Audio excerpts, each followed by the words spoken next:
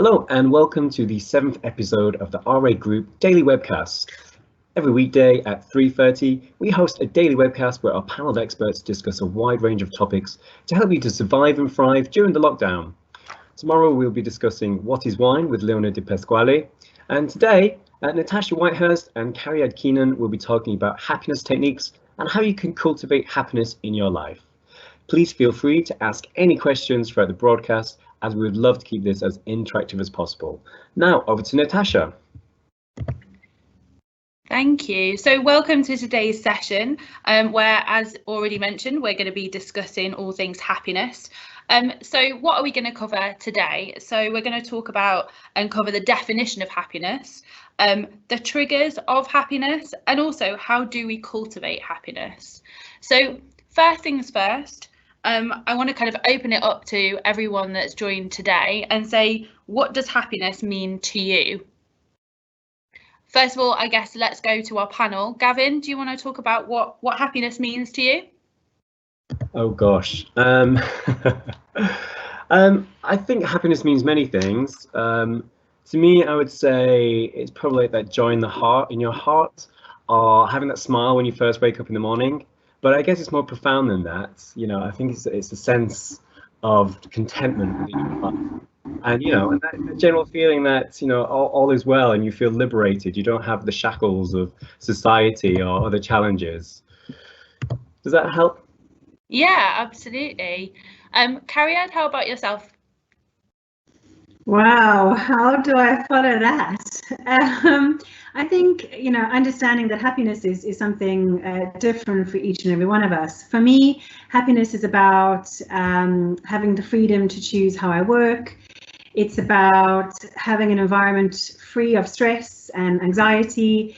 Happiness for me is very much about experiencing new things and growing from those experiences. And people, for me, people are what really make me happy. I'm very energized by people. So being with and talking to and working with people makes me happy. Brilliant, thank you. So I guess so what is happiness? And I think it's a very personal thing, and it's going to be different for everybody. I think it's very much a personal thing and subjective well-being. The very definition, the experience of joy, contentment, positive well-being combined with a sense that one's life is good.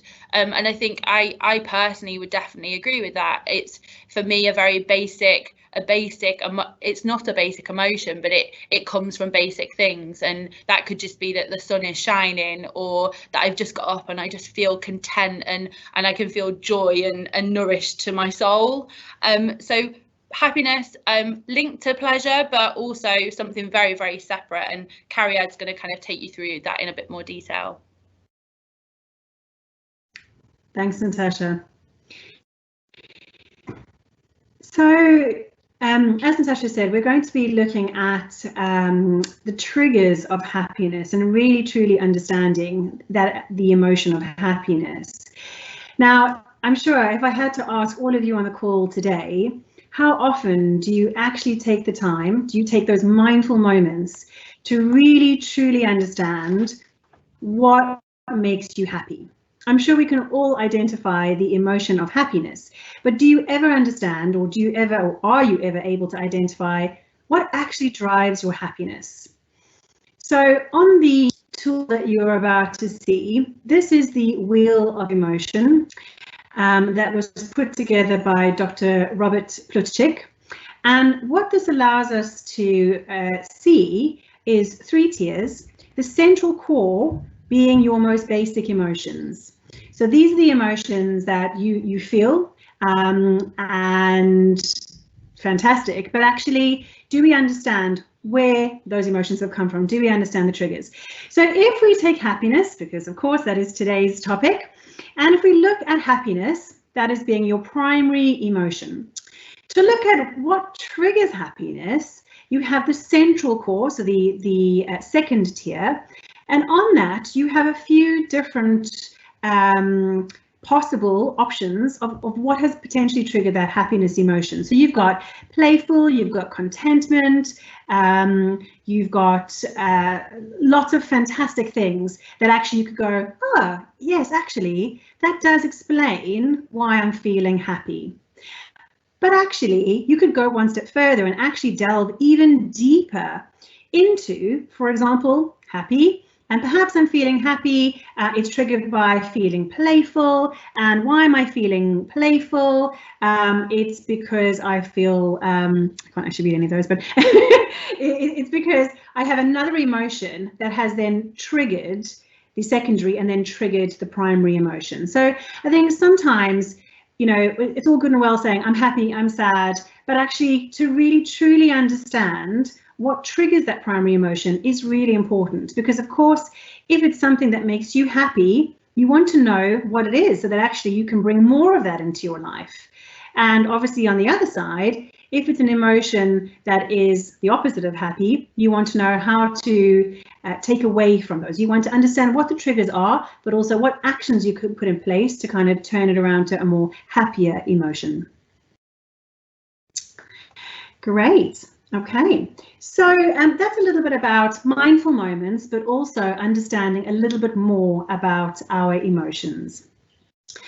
I think it's fair to say that happiness, being an emotion, being something that comes from within, so very similar to our topic from last week of positivity and growth mindset, it is something that comes from within, which means that we need to really make sure that we are putting petrol in the car, we are putting fuel into our bodies, and we are also nourishing our brain and our bodies. So it is incredibly important to make sure that we are exercising, we are getting enough sleep, and also rest. And when I say rest, I mean having a break from technology. So having an off, not button, but having an off point of your day. So, you know, yes, you might have switched off your computer, and yes, you might be in bed, but actually, are you still then scrolling through your social media and thinking about tomorrow and the next day? You do need a complete switch off. It's really important to make sure that we are also eating right, that we are having a balanced diet. We're introducing a lot of fruit and vegetables and all those nutrients that do nourish our bodies. And we're also taking those moments for ourselves. So showing yourself a little bit of self-compassion, carving out some time in your day to have, be it 5 minutes, be it 10 minutes, an hour, whatever you can afford yourself, to really truly be in the now, not thinking about the past, not thinking about the future, but thinking about right now. So that is really, really important. So Natasha is going to talk to you a little bit more now about how to cultivate happiness. Thank you. So yeah, so how do we cultivate happiness? And following on from Cariad's suggestions and useful ideas, tips and tools, a really useful thing to do is to create mindful moments for yourself. So you'll see on the screen, it's really key to kind of really forge some time each day to create these mindful moments and observe and review at the start of your day how you're feeling, you know, almost score yourself for happiness. How are you starting the day? How happy are you? And then also throughout the day to make notes, you know, how is the day going and how is that affecting your happiness levels, as it were. So reflect, observe what does or doesn't make you happy, and note it down.